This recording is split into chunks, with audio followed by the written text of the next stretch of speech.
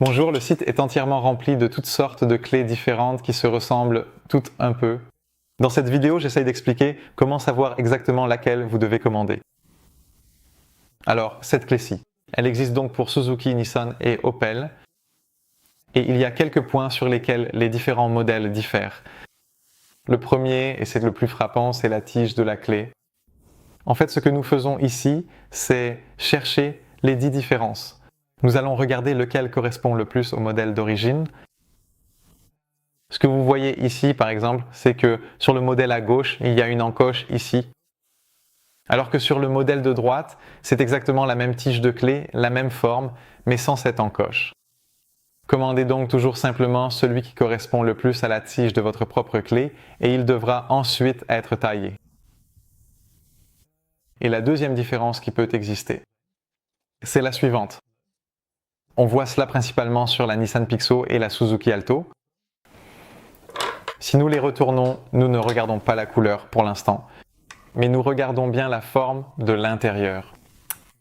Donc ici, nous avons un modèle qui est entièrement arrondi et la transpondeur, en fait un petit aimant responsable du démarrage de la voiture, est intégré ici sur la carte électronique. Quand on regarde ce modèle-ci, c'est en fait celui qu'on rencontre le plus souvent.